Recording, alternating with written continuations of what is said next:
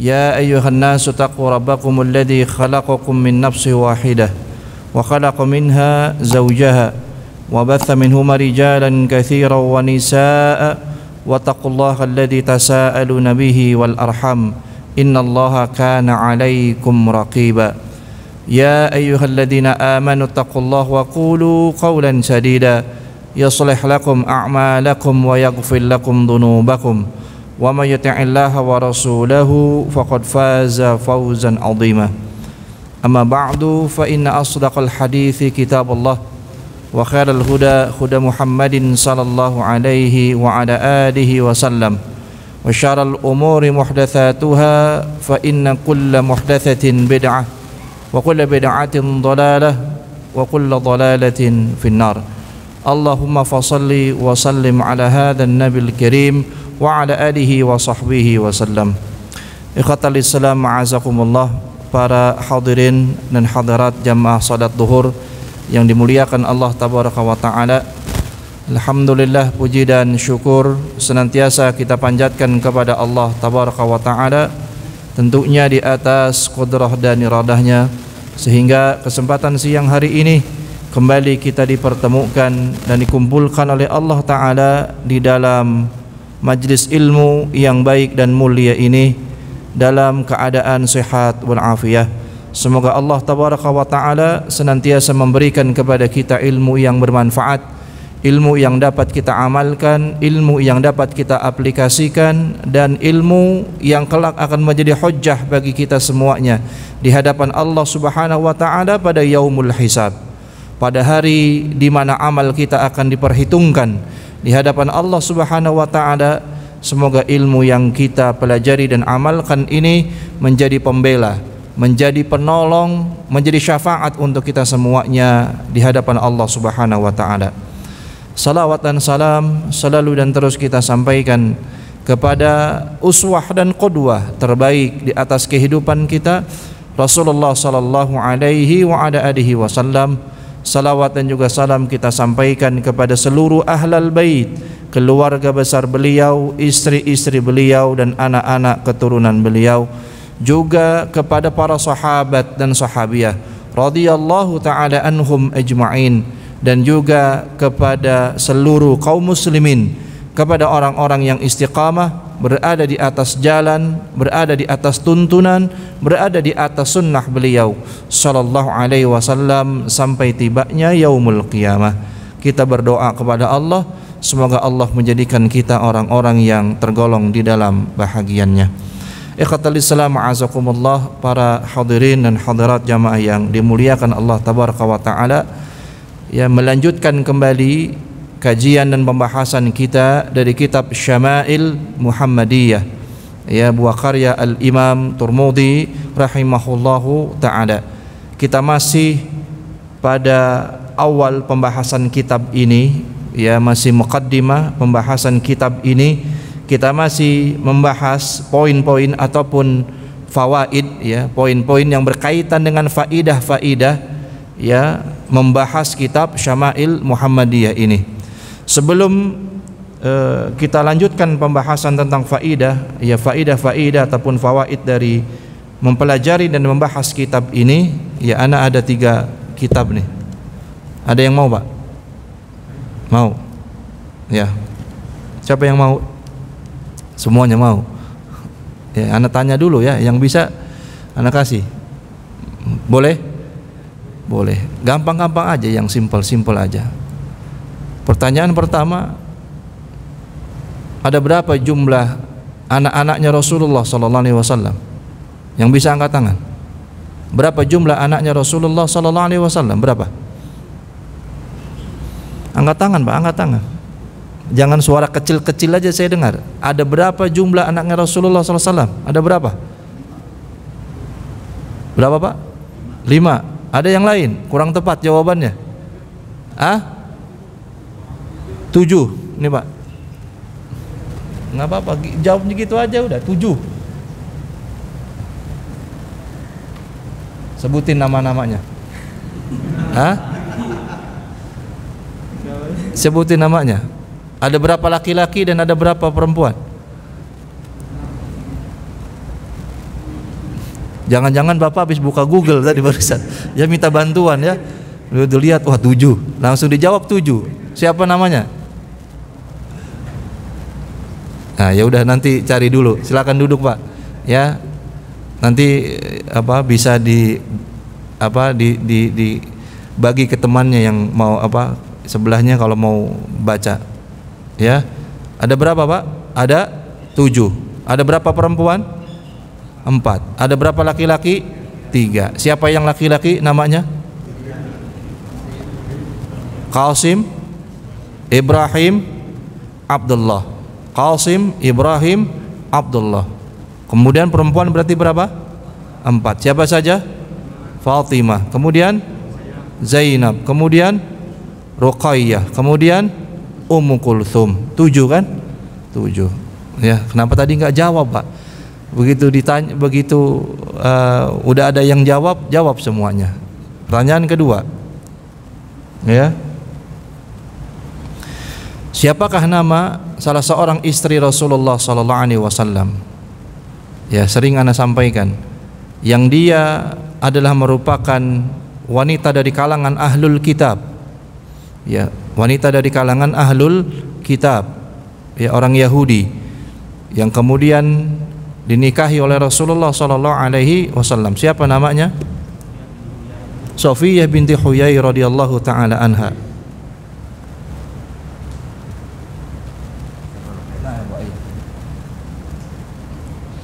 Masih ada satu lagi. Siapa yang mau? Ya.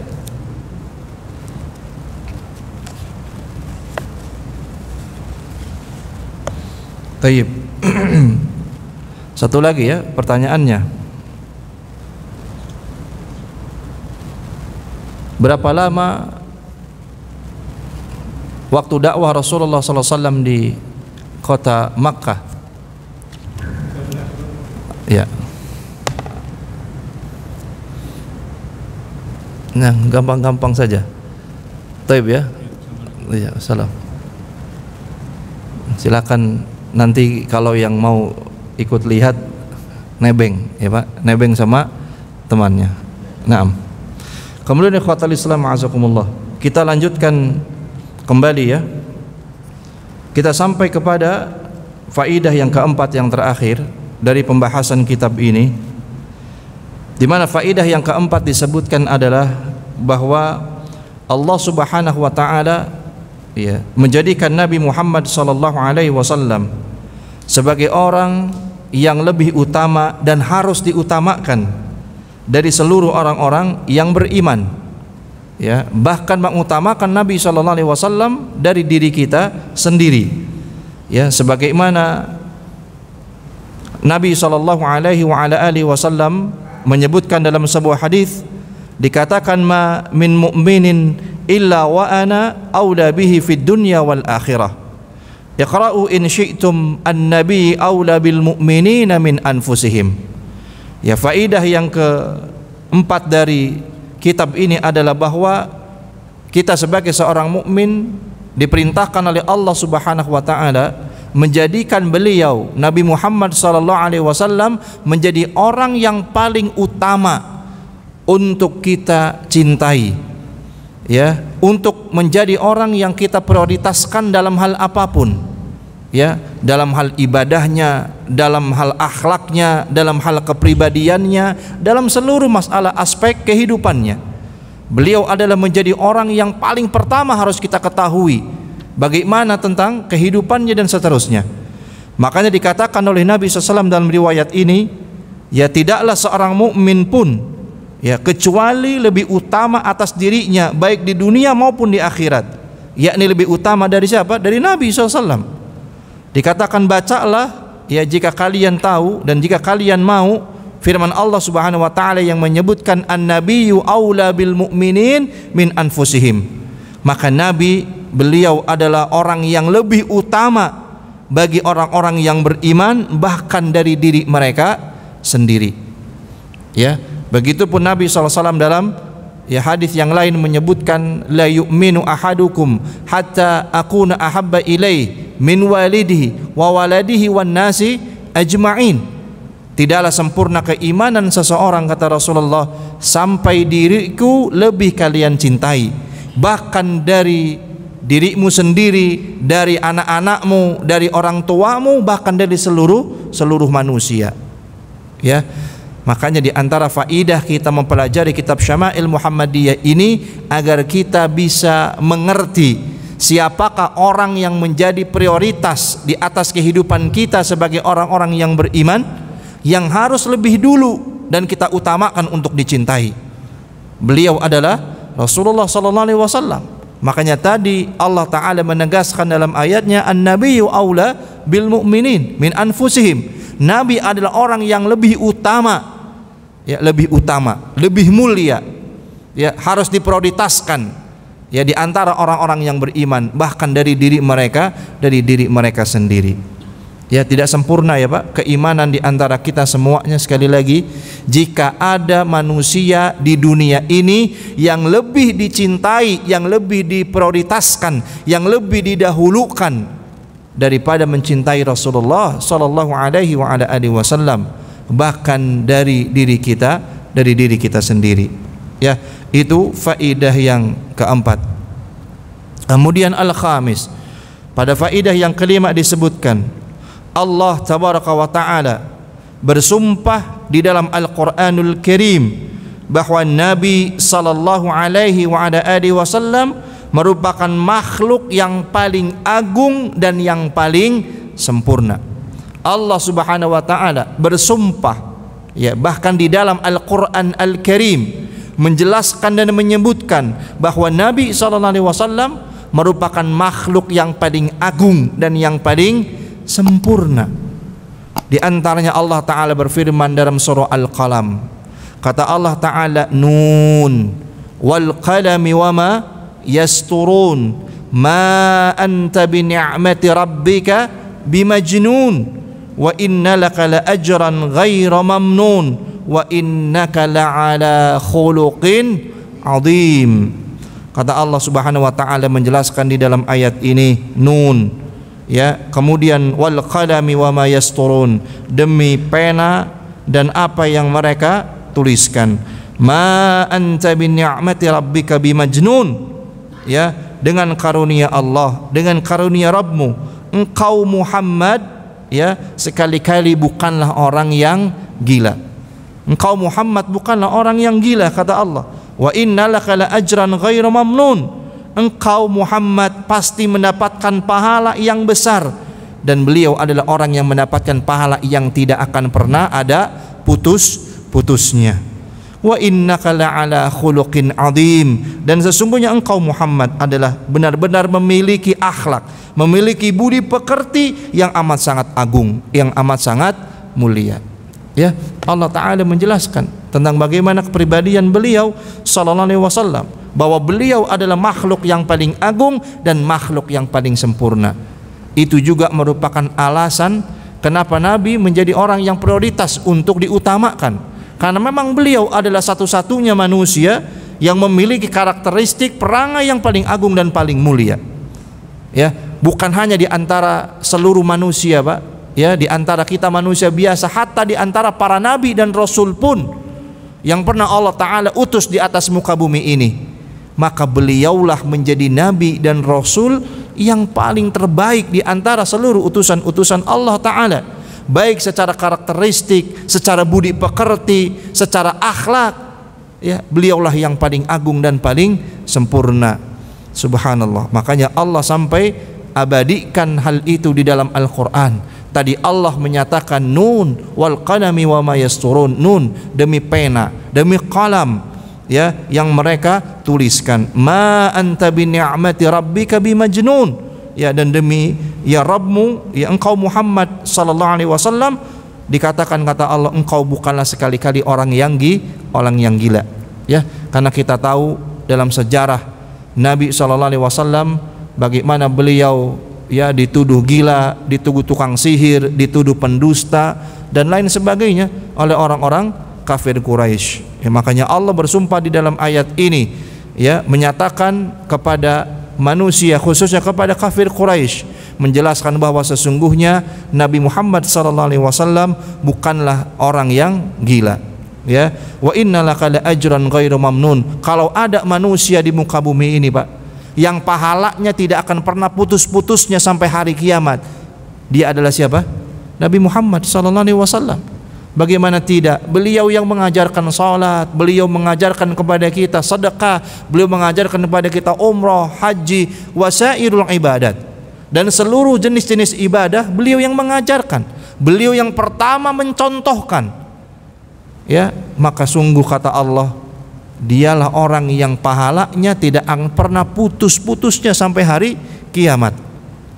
Ya, Pak, makanya kita perlu mencontoh karakteristik ini sallallahu alaihi wasallam. Maka jadilah kita orang-orang yang senantiasa mencontohkan awal kebaikan. Bukankah kita ketahui Nabi yang menjelaskan kepada kita, man sanna sunnatan hasanatan fil Islam falahu ajruha wa ajru man amila ba'dahu la yanqusu min ujurihi syai'a. Kata Nabi SAW, barang siapa yang membuat satu sunnah di dalam Islam, sunnatan hasanatan, contoh ketauladanan, sunnah yang baik, falahu ajruha, sungguh dia mendapatkan pahala dari perbuatan baiknya, wa ajru man amila ba'dahu la yanqusu min ujurihi syai'a, dan sungguh dia mendapatkan pahala orang-orang yang mengikuti kebaikannya terus menerus, ya, tanpa dikurangi sedikit pun, Mbak. Ya, tanpa dikurangi sedikit pun.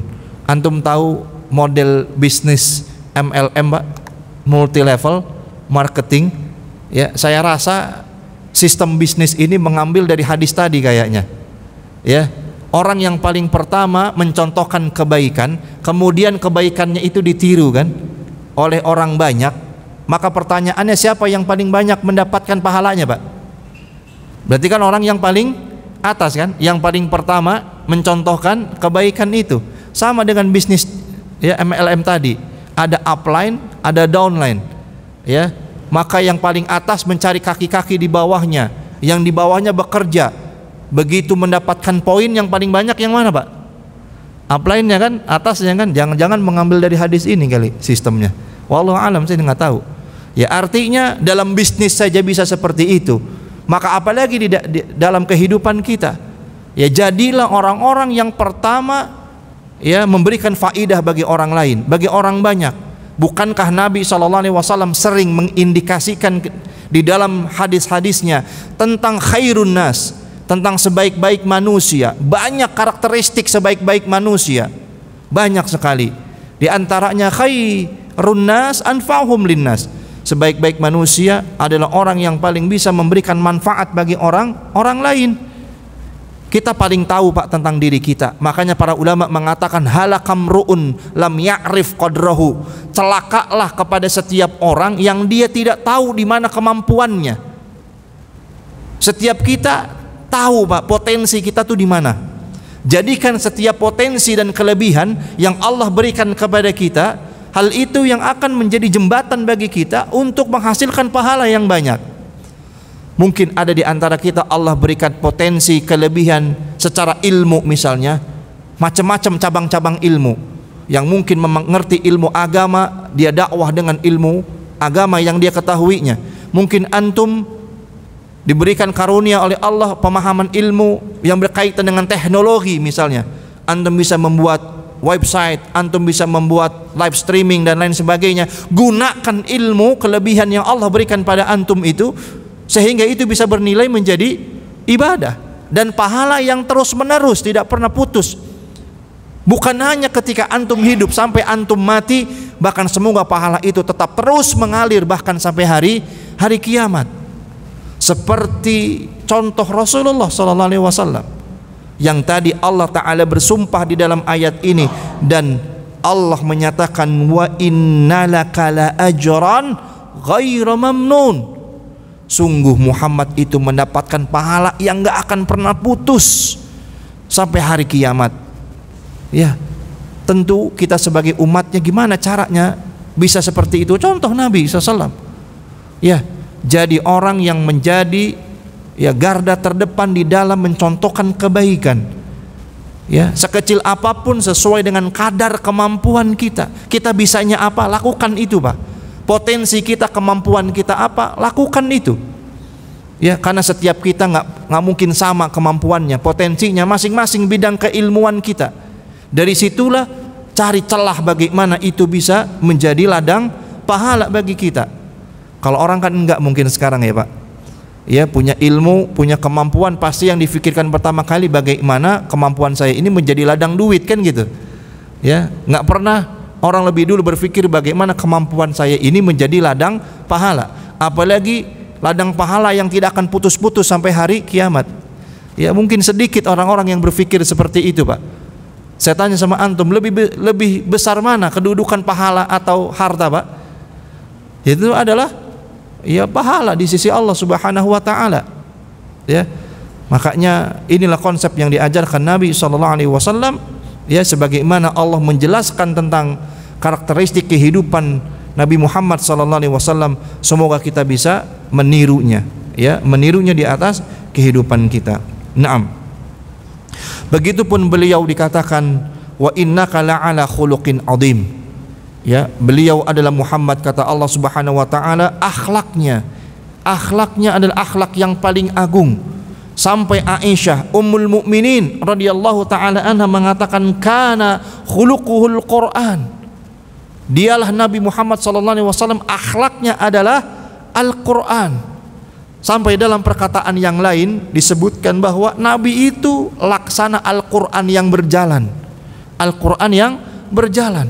Semua aspek-aspek yang terkandung di dalam Al-Qur'an terrealisasi di dalam diri Nabi sallallahu alaihi wasallam. Ya, makanya sampai disebut Nabi itu laksana Al-Qur'an yang berjalan, Al-Qur'an yang hidup. Benar-benar nampak bagaimana Allah menyampaikan ayat-ayat dan firman-firmannya di dalam Al-Qur'an benar-benar tercermin di dalam kepribadiannya Rasulullah sallallahu alaihi wasallam. Kemudian asadis, faidah yang keenam, Allah Subhanahu wa taala memerintahkan hamba-hambanya untuk bersalawat kepada Nabi sallallahu alaihi wasallam, dan juga diperintahkan dengan mencontoh salawat, ya, yang diajarkan oleh Nabi sallallahu alaihi wasallam. Karena salawat itu adalah merupakan bentuk penghargaan kepada Nabi sallallahu alaihi wasallam. Kita sebagai umatnya bersalawat kepada Nabi sallallahu alaihi wasallam itu sebagai sebuah bentuk penghargaan, dan itu merupakan haknya beliau sallallahu alaihi wasallam atas diri kita sebagai umatnya. Wajar kan orang yang sudah punya hasil yang besar ataupun sudah punya karya yang besar, kemudian hasil dari karyanya itu diberikan penghargaan. Nabi SAW manusia yang paling berjasa di atas kehidupan kita kaum mukminin sejak zaman para sahabat hari ini sampai hari kiamat. Beliau manusia nomor satu yang paling berjasa di atas kehidupan orang-orang beriman. Maka sungguh sudah amat sangat layak dan pantas beliau mendapatkan tanda jasa. Minimal tanda jasa itu adalah dengan salawat kepada beliau sallallahu alaihi wasallam, dan itu haknya beliau, dan salawat itu kewajiban kita sebagai umatnya, dan Allah yang perintahkan itu kepada kita semuanya. Dalam Al-Quran surah Al-Ahzab surah 33 ayat 56, sebagaimana yang ayatnya sering kita dengar, innallaha wa malaikatahu yusalluna 'alan nabi ya ayyuhalladzina amanu sallu alaihi wa sallimu taslima. Allah Ta'ala yang menyatakan dalam ayat ini, sesungguhnya Allah dan malaikatnya bersalawat kepada Nabi. Hai orang-orang yang beriman, sallu alaihi, bersalawatlah kepadanya, wa sallimu taslima, dan penuh dengan penghormatan, ya, kepada beliau sallallahu alaihi wasallam. Kemudian ikhwatal Islam, yang perlu kita ketahui dan kita bedakan adalah yang sering beredar di tengah-tengah masyarakat kita adalah yakni, ya, salawat-salawat dalam bentuk-bentuk yang banyak, ya. Maka yang perlu Anda ingatkan adalah perlu kita bedakan mana itu salawat dan mana itu syair. mana itu salawat dan mana itu syair. Ya, dahulu orang-orang Arab, Pak, orang Arab di Mekah itu ada 3 kabilah besar. Di Mekah zaman jahiliyah itu ada 3 kabilah besar yang hidup di sana. Yang pertama, kabilah itu kumpulan dari para tujar. Tujar itu bentuk jamak dari kata tajirun, yang artinya pedagang, saudagar. Ya, Abu Lahab, Abu Jahal, Abu Sufyan, ini kelompok-kelompok para pedagang, tujar, pedagang. Ya, kemudian yang kedua datang dari para kuhan. Kuhan itu bentuk jamak dari kata kahin, yang artinya tukang sihir, Pak, dukun. Ya, yang ketiga dari para asyuara, ya, syair, tukang-tukang syair. Ini 3 kabilah besar penghuni Mekah zaman jahiliyah, Pak. Ada para pedagang, para tujar, yang kedua tukang-tukang syair, dan yang ketiga kahin, dukun. Ya, kahin, dukun. Artinya orang-orang Arab sejak zaman dahulu mereka pandai-pandai di dalam membuat syair. Makanya pada hari yang ke-6 yang kita sebut hari ini Yaumul Jumu'ah, ya, yang mereka sebut dulu dengan Yaumul Aruba. Ya, makanya hitungan kita salah, Pak. Ini hari apa? Senin. Orang selalu mengatakan selamat berawal pekan. Kalau hari Sabtu, hari Ahad, selamat berakhir pekan. Ini saya kasih tahu, ini ucapan yang salah, yang keliru, Pak. Ya, justru hari Ahad itu awal pekan. Namanya saja Ahad. Ahad itu artinya apa? 1. Ini hari Senin, diambil dari kata Itsnain. Atsani artinya apa? 2. Yaumul Itsnain, hari kedua. Kenapa kok dibilang awal pekan gitu? Padahal awal pekan harusnya kapan? Hari Ahad. Tapi kita menggunakan kata minggu. Ya, ini tokoh Nasrani dahulu kala dipakai namanya minggu. Harus kita menyebutnya Yaumul Ahad. Ganti, Pak, orang Islam jangan nyebutnya minggu, Ahad. Yaumul Ahad. Yaumul Itsnain kedua, Senin. Kemudian Yaumul Tsulatsa, Ats-Tsalits, Tsalatsah, 3 artinya hari ke-3. Kemudian Yaumul Khamsah, dari kata khamsah, Khamis, jadi Kamis. Hari yang ke-6 ya tidak disebut dengan Yaumus Sittah atau Yaumus Sadis, tapi mereka zaman jahiliyah, orang-orang Arab dahulu menyebutnya Yaumul Aruba. Ya, diganti kemudian Nabi SAW mengganti dengan Yaumul Jumu'ah. Yaumul Jumu'ah, hari Aruba itu hari di mana berkumpulnya orang-orang jahiliyah di hadapan Ka'bah, Pak. Masing-masing di antara mereka memamerkan kelebihan-kelebihan masing-masing kabilah. Yang pedagang memamerkan, ya, dagangan mereka, kesuksesan perdagangan mereka, bersombong-sombong diri hari Aruba itu. Yang dukun, para dukun, mereka menyombongkan keahliannya di dalam ilmu sihir. Dan para tukang syair, mereka pun berlomba menyampaikan syair-syair yang paling-paling bagus, Pak. Ya, pada hari itu, pada hari ke-6 itu yang disebut dengan Yaumul Aruba. Maka syair yang paling bagus, yang terpilih, syair itulah yang akan kemudian ditempel di dinding-dinding Ka'bah, ditulis dengan tinta-tinta emas, Pak. Ya, itu asalnya dulu. Makanya sekarang Ka'bah pakai kiswah. Ya, pakai apa? Kiswah Ka'bah.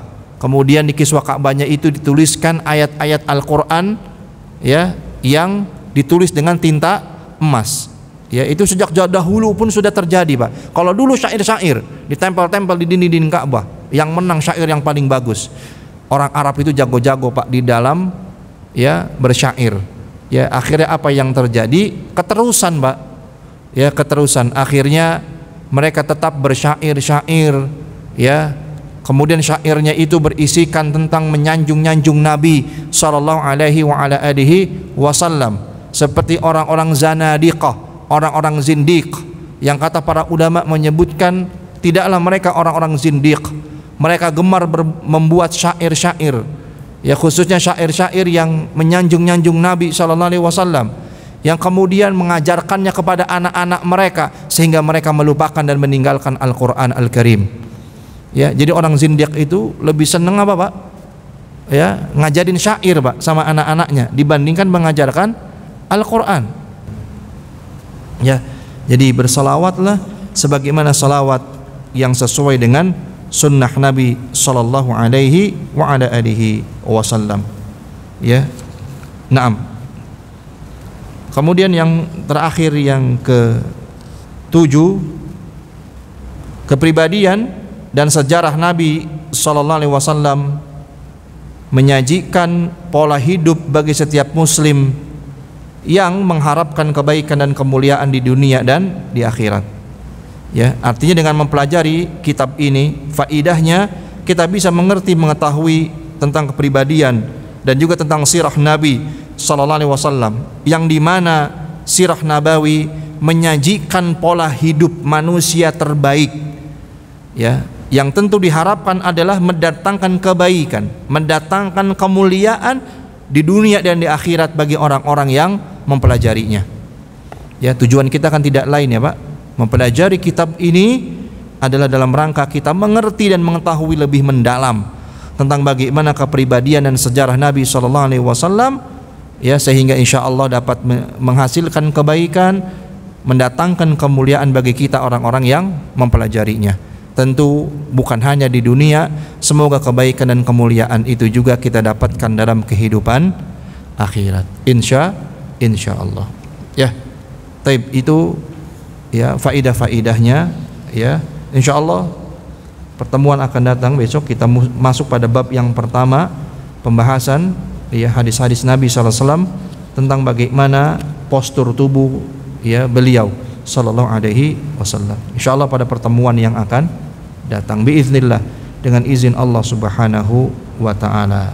Insyaallah kita sambung pada Senin akan datang biiznillah. Jazakumullahu khairan wa sanal jaza.